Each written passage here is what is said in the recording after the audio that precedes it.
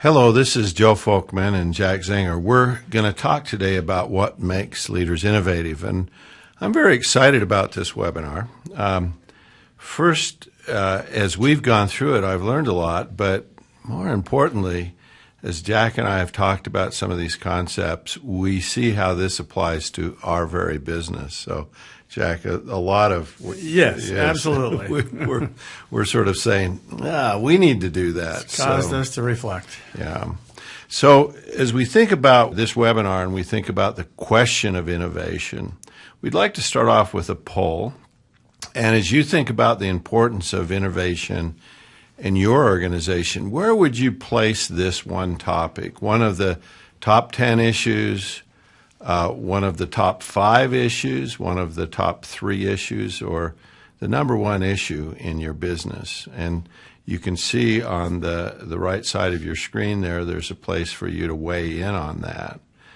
We're really excited to understand how this issue places. I suspect it might be a little self-selection. People that think it's not important at all are probably not. They didn't. Not on this call. Yeah, right. Well, thank you. The votes are coming in. It actually is interesting. A few people, not many, have said it's the number one issue in their business. But we've got about a 25% in the top 3, and it looks like about 28% in the top 5. All in all, it looks to me like there's about 80% of the respondents here that would say it's one of the top issues, and even more than the top 10. That's impressive. We actually did a little exercise, and we had 700,000 respondents here, but we had people rate the importance of innovation against 15 other competencies. And it was interesting where it came out. It was not in the top 5. It was actually 13 of the 16. And does that surprise you, Jack? Yeah, and Joe, what it seems to me is what the problem it raises, or the question it raises, is whether this is important for the organization, but not necessarily important for every manager. So because these are aggregate scores for all leaders, it looks like it's maybe it's down here in the number 13 position. But as an organizational issue, it may be higher than that. Well, and you can see that actually 15% of managers rate it as one of the top 4 issues, right, and 17% of peers. So for at least 15% of the population, this becomes a very important issue. What's interesting as you think about this whole importance of innovation, even though it's not considered one of the top organizational issues or management issues, it is a really important issue in organizations. And it's possible that when we look at those importance rankings, people focus on the immediate, what you need to do today. It's not got a longer view around it always. So let's show you some data about how people perceive this issue of innovation. So in terms of measuring their overall effectiveness, leaders' effectiveness is in 10th place. You can see on this chart how it compares to the other competencies that we measure. If you then, though, compare the individual's self-ratings on innovation, you see that it goes to an even higher level. They place this as that they see themselves as being more innovative than their managers, which is the next rating. Managers see them as being lower. They're in the 12th place. So, what do you make of this, Joe? I mean, you're the statistician here. Well, it's if you look at the both elements, it's not rated as very important. Right. And in terms of people's effectiveness at doing it, it's not, managers aren't rated as having a tremendous amount of skill around their ability to manage innovation. Right. that brings up this interesting point. Yeah, so Clayton Christensen, who is the Harvard Business School professor who's wrote the book called The Innovator's Dilemma and The Innovator's Solution and The Innovator's DNA, he's made I think the very profound observation that unsuccessful companies put great emphasis on current customers' needs, and they don't effectively look at what about the future. They don't worry about the future technology or the necessary business models to meet customers' needs tomorrow. In many ways, our data supports Christensen's assumptions. As you look at those things that we're currently good on, it is things like taking initiative and driving for results and being technically expert. But those aren't necessarily the things that will drive innovation in the future. So our basic conclusion is that if innovation is indeed one of the most important issues for an organization, then more and more leaders are going to need to be able to kind of learn the methods and the necessary behaviors for being more innovative. And hence why we're doing this webinar, because we think it's more important than it's rated, and we think the skill level is not as great as it should be. And so as a leader, if you feel like innovation is critical in your organization, well, this webinar is for you. What we did to understand this whole issue is we looked at distribution of all leaders that we had in our database on innovation, and then we looked at those in the top 10%, those in the very best that were the most innovative. And the question was, what are these people doing that other people aren't? What's happening here? And how do they go about it? And it is so funny. I talked to somebody the other day, and they said they sat down with their manager, and they said, I want to be more innovative. And the manager looked at him and said, well, just innovate. Yeah, right. Well, it's the how part that really gets you into trouble. And so let's look at that. Let's describe the study, because we did a little more than that. We actually did the analysis on the data, and then we did a very detailed research project where we went into one organization and looked at those at the 99th percentile. These were the leaders that were amazing innovators in this organization. And it's a large organization. It's about 200,000 employees. What we decided to do was to interview, and Jack, you and I both did these interviews where we interviewed the manager and then a selection of their direct reports all together on the phone. Yeah. And what we did is we collected examples from both the leader and from those on the phone to validate this about what that leader was doing to really build this culture of innovation. And that combined with our database of 52,000 leaders where we did the analysis that we've just shown you, we identified these 10 factors that really drive innovation. And these are the 10 factors. We're going to go through them on the webinar and talk about each one of these, but we'll give you some ideas about how these connect to innovation and the key factors that they drive. The number one factor, and one that we feel quite strongly about, is strategic vision. Now, McDonald's many years ago had this interesting tactic that really had a substantial increase in sales, and it was called suggestive selling. And you might have noticed that when you went into McDonald's, you'd place an order, and they'd say something, would you like fries with that? That's the famous You want the line. full meal. Yeah, or meal. Yeah. How about a pie or a drink?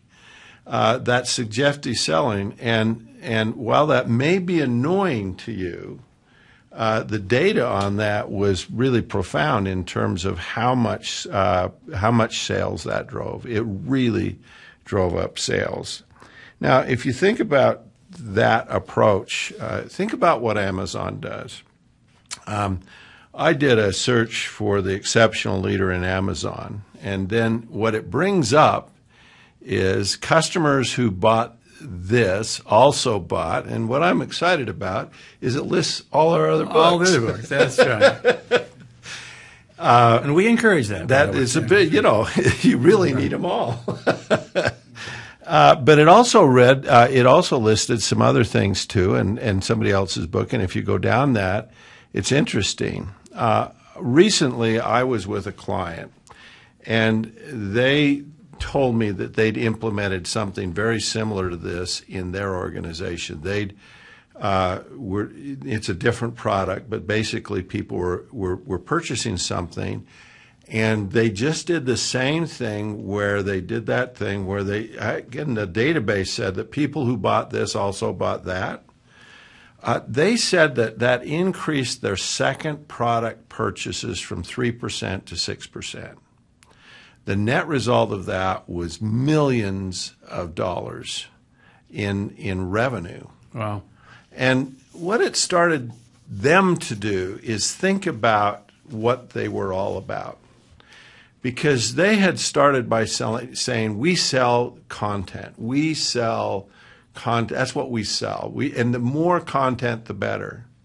But as they thought about it, they thought about this idea, if they know who you are, and if they know what you purchased in the past, and if they look at data of millions of people purchasing similar products, and if they know your social network, who you interface with, who you talk to, who your friends are, they might know what you want before you do. Scary. It is scary. And so as you think about that strategy, that really changed their point of view about what their product was. That strategy can really help you in your organization.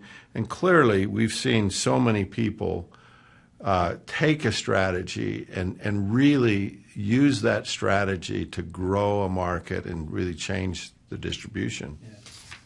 So innovative leaders, they have a clear vision. Innovative leaders ask the question, is there a better way? They formulate a vision for the future. They share the vision with others. The vision is an aspiration that can't be achieved through incremental improvements. And I love that because, again, if we work harder, well, it's not going to make it. We've got to find a different way to do it. And innovation becomes a necessary part of the process to really create that vision.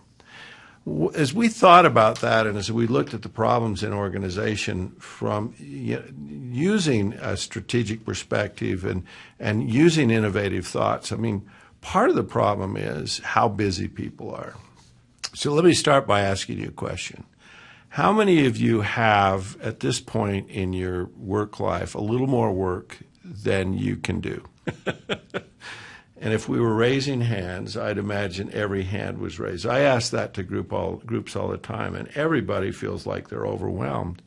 And again, if people can barely keep their heads above water, if they're so busy, there just doesn't feel like there's room for innovation. It's like, oh, I can just barely meet it. And yet that innovation could very well, make their life a lot easier if they figured out a better way to do it. So that's the point here around the innovation. Okay, element number 2 of our research showed that highly innovative leaders had an extraordinarily strong customer focus. They really paid attention to what the customer truly wanted. For example, when you check into a hotel, what is really important to you in a hotel? I can tell you what I care about when I check into a hotel. I care about where it is and that it's reasonably accessible. I care about being able to check in quickly and not being delayed at the front desk. I want to make sure that there's a true rock-solid reservation there and not just a myth. The theoretical reservation. The theoretical reservation, right. I like to be able to check out quickly, and it's not nice when they put the check under the door for me in the middle of the night, so I don't need to kind of search around for it. And anyway, you can see on this list that there's some things that are important to me when it comes to what do I want in a hotel. If a hotel understands that about me, then they can efficiently and cost-effectively provide that to me, and they can get me to be a customer for life. Now, it's nice if they give me some extra points and if they give me a bottle of water and they treat me special because I'm a frequent flyer with them. But having a strong customer focus allows you to really, build this understanding of what customers truly need. So if you don't know what your customers are wanting and needing, then you don't know how they really use your product. You won't know why they might like your competitor's product more than they like yours. They won't know how the product makes you as a customer more successful. So you can just see on this chart a few of the things that we think firms miss when they don't take the time to really get inside the customer's mind, understand how he or she thinks, and particularly how they use the product.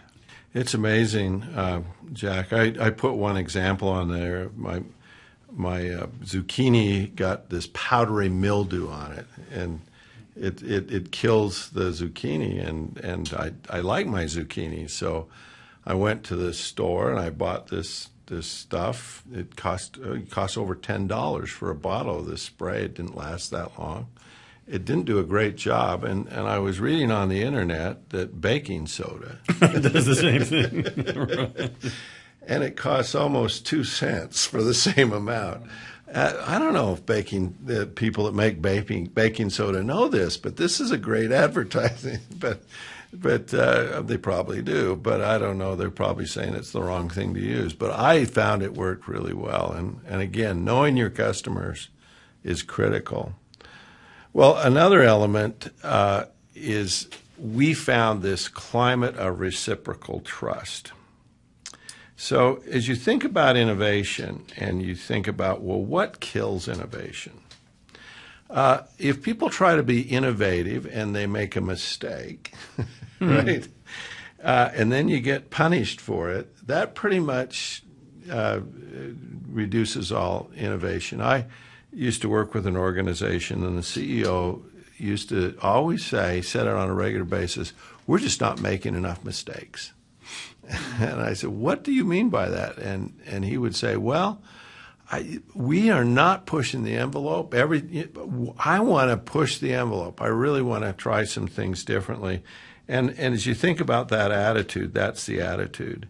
So we found that really innovative managers, they had the backs of their subordinate. I think we heard that several times, Jack. Yeah, that was one of the very profound messages in these interviews that we conducted, where the subordinates would talk about this level of trust that existed between them and the manager. And that was one of the most kind of overwhelming conclusions and messages we heard from those interviews. People are not dumb. And if you punish them for making a mistake, then they're going to do what's safe. But we found that in these most innovative managers, they really encourage people to push the envelope. They had their backs. If the mistake was made, they wouldn't get blamed for it. It's interesting that when you look at the correlations between innovation and trust, we found that trust does have a significant positive impact on innovation, but interestingly enough, we found that innovation does not necessarily increase trust. Mm-hmm. And what happens is that in an innovative environment, things are changing. Things are kind of, it's not as consistent. And so you have this funny thing occurring where when people really are innovative, the trust tends to be lower. But in order to get real innovation, you need real trust. So it's this funny combination. Okay, our fourth insight from the research that we did was that these extraordinarily innovative leaders were characterized by a fearless loyalty to doing what was right for the organization and what was right for the customer. And repeatedly we heard from their subordinates, this person is not afraid to push back on the hierarchy. This person is willing to tackle any difficult issue. This person is willing to disagree with higher levels in the organization. You hear these, fearless kind of ability to always address issues that sometimes were kind of in the bailiwick of some other department or some outside organization. If it was falling in the crack, they stepped into it. And so this quality of not being afraid to attack the big elephant in the room was very, very consistent. I was in Amsterdam last week, and we jumped on a tram early in the morning, and on a stop a few stops ahead, the CEO popped on the tram. It was just completely by accident, right? And I'd never met him, and my colleague that was sitting by me said, there's the CEO. And I said, well, let's say hi. He said, what? So I went up to him and said hi. We had a great conversation, but I mean, that's an interesting example of where sometimes people are a little afraid to reach out and even ask questions of senior leaders. Some of the interesting comments that we heard from people, we've just made a list here, and you might just kind of enjoy hearing what a few of them were. One of them was, he always asks, why can't it be done? Another person said, we try never to say no when a customer requests something or when some other department requests something of us. Frequently, we heard comments about, he was always willing to push up, against the upper management, or she takes on the difficult issues and does the dirty work with senior executives. She is fearless. So these comments about how their behavior was kind of inverse to the environment, I love that one. That they, the more prestigious the person, the more willing they were to kind of, take them on and push back. And finally, if we're not getting our hands slapped, we're not pushing hard enough. That was just the general sentiment. And one of the questions that came up was, can you push too far? And we've kind of summarized this person's response to that. We asked that question, can you push too far? And the leader's answer was, it's just not possible. There is so much inertia in this organization. It pulls us back and keeps us from challenging the really difficult problems. It will never happen. And that kind of just summarizes this quality of loyalty to the organization and to the customer. So in summary, don't get the impression that these people were rebels. Don't get the impression that they were disrespectful. That wasn't true. They were simply very willing to challenge difficult issues in order to present the best possible solution for the client. And I think this is a rare quality. I was in an organization recently where the CEO had created a document and people didn't really understand it. It was hard. And I said, can we just change the wording? And everybody said, no. And yet I almost guarantee that if I sat down with the CEO and asked him, he would have said, sure. If it's not clear, let's make it clear. But nobody was willing to go and ask the question. And again, in an innovative environment, we find this is a significant quality. Another thing is this culture that magnifies upwards communication. So in a command and control organization, it's top down. And most of the communication comes from the top, goes to the bottom. And in an innovative organization, we find lots of communication flowing up the organization from the bottom. What's interesting is I hope we have an innovative organization here. But boy, we get a lot of communication. We do get a lot of communication. That's true. And I would say that you don't always want to hear it. Unfettered. That's right. That's true. But it is great because when you do get that kind of communication, oftentimes it's not filtered or made politically correct. It tends to be very raw. And it's from people who have direct contact with the customer. And so often as you move to higher levels in the organization, you become disconnected from that. It can impact efficiency and bureaucracy. and that can really affect. People can see the impacts of inefficiency, and oftentimes good ideas come from everywhere in the organization. If you limit the number of people who can have an idea or can suggest an idea, what you're doing is significantly reducing the possibility of coming up with a great idea.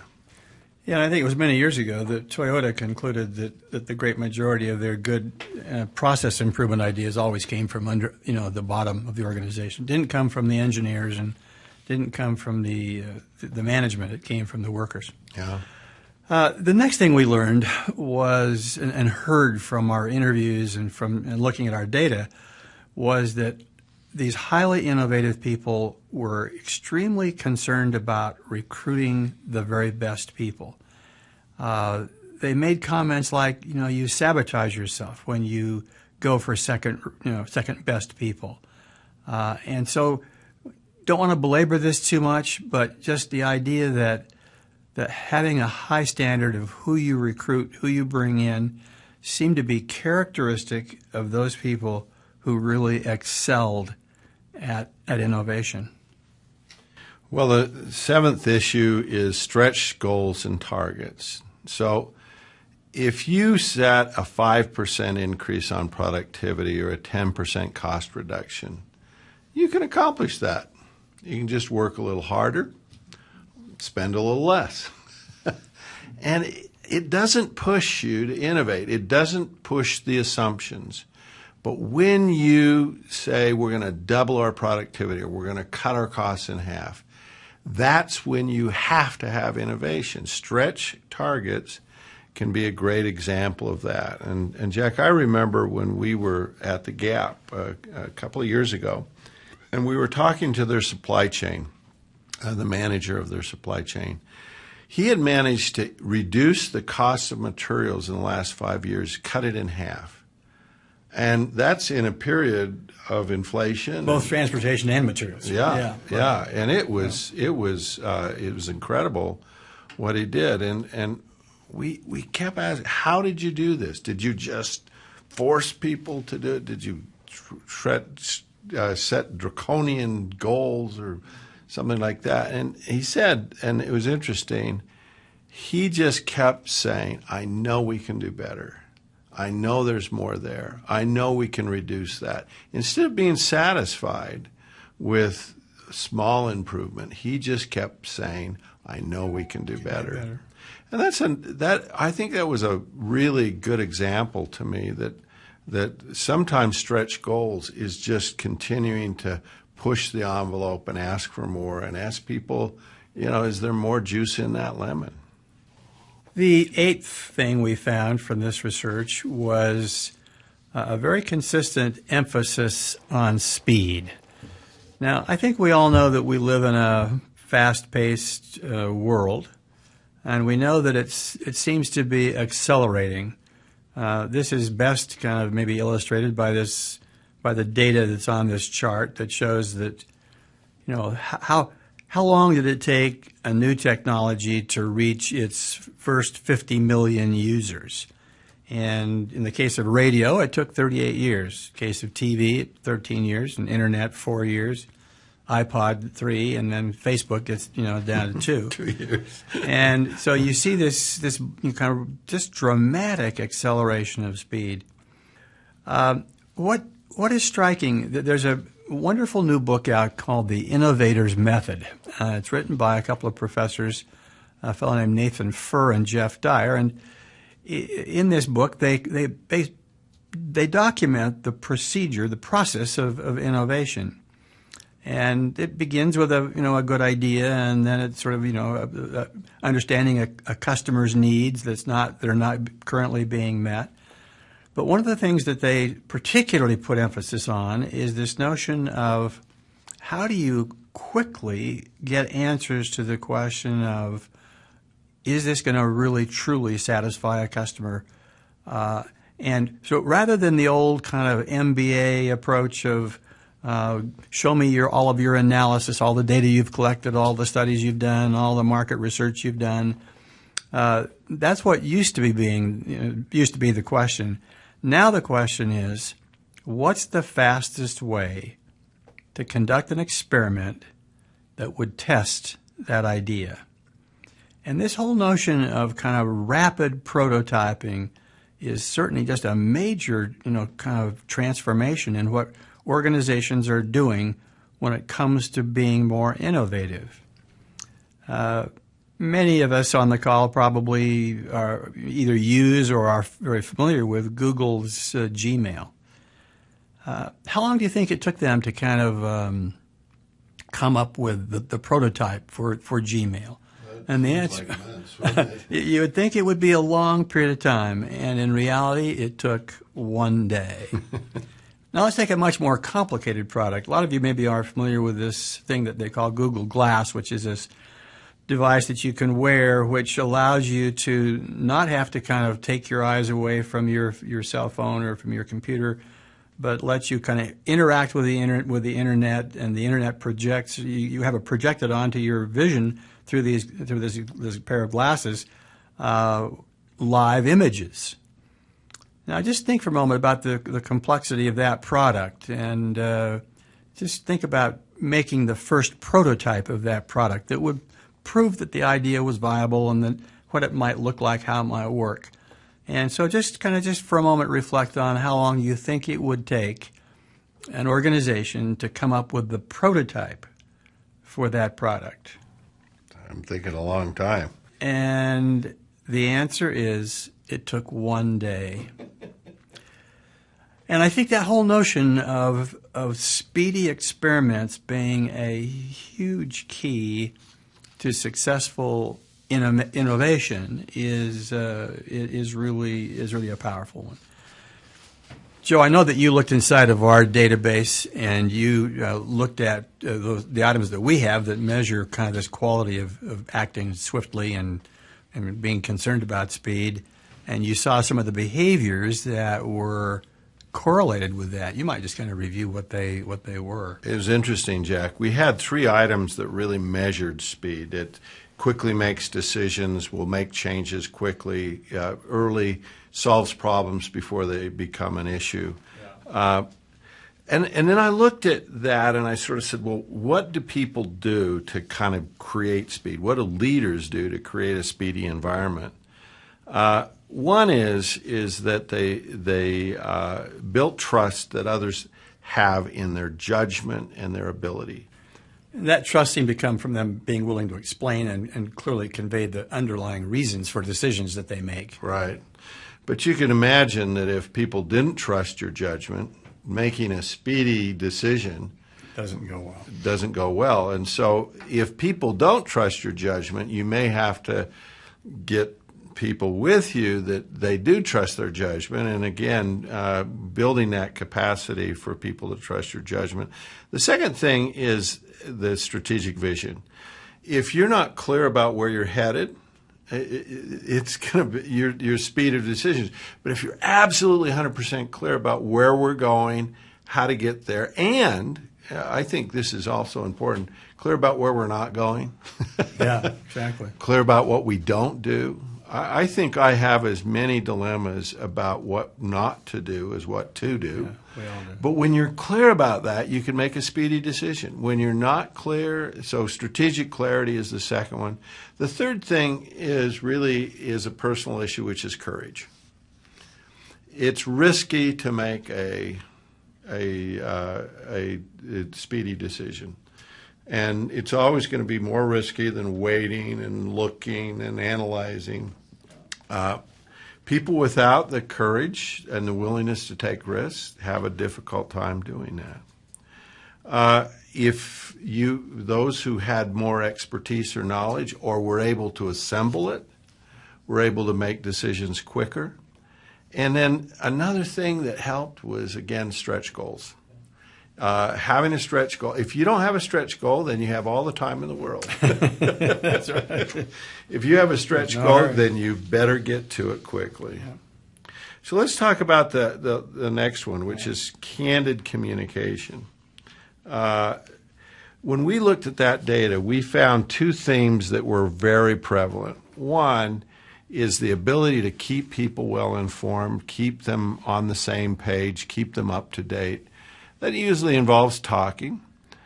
But the other one that was just as important was listening. And it wasn't just about tell. It was about listen. And we did a little interesting experiment where we looked at those two factors, and we measured a person's ability to keep others informed and their ability to listen. And we looked at if you were good at keeping people informed but not at listening, there was a 13% chance you might be at the 90th percentile on Innovates. Now, if you were good at listening but not good at keeping people well informed, it was actually a 10% chance. So it looks like keeping people well informed is a better thing, but when people did both together, there was actually a 65% chance of them being in the top 10% on their ability to innovate. That just makes the point about what we're saying is that both of these skills are important, and I think the one that gets overlooked is listening. Yeah. And I remember a few months ago, you came back from a session you gave on the East Coast, Jack, and you said to me, "People don't know how to listen." Always comes as a shock. All right, the 10th and last factor that seemed to be very characteristic of these people who were so good at being innovative was that they had this quality of providing a level of motivation and inspiration to the people around them. And one of the people we were talking to said, innovation just doesn't happen. It occurs because people are highly motivated and they're inspired to create something new, something different, something better. And so innovation occurs in this climate of motivation and inspiration that the leader kind of creates within the group. And so the keys to creating that inspiring and motivating climate is the ability that the leader has to make some personal and an emotional connection with their colleagues. Now, we don't believe this is a behavior to be learned, but it's certainly an outcome that you want to have produced. It's sufficiently important that it almost becomes a category of its own, because emotions are so contagious. But indeed, the attitude, the optimism, the buoyancy of the leader just radiates to the people around her or him. And Joe, I know you wanted to tell a story about your wife giving you this little assignment about some project that she had in mind. So I'm home, hot. Well, it was an early spring day, and my wife came to the door and she said, "Can you come outside?" And I said, "No." I know, this is Saturday. I'm not going to walk. Anyway, she said, "Please come outside." So I came outside, and then she looked at the hedge, and she said, "Look at that." And I said, "It's a hedge." And she said, "It's an ugly hedge. It's an eyesore. It looks terrible." And I said, by August, it'll look fine." And she said, "We really need to pull that out. It's a real eyesore. I hate it. I can't stand it. And you need to get your son and teach him how to work." And I said, "That's not a great idea." So I got my son, and we're sitting on the porch, and we're looking at a pick and a shovel. Now, that's not an inspirational sight. And my son is saying to me, "This is a really bad idea, Dad. This is a dumb idea. We don't want to do this." And I go, "I know, but I don't have a choice."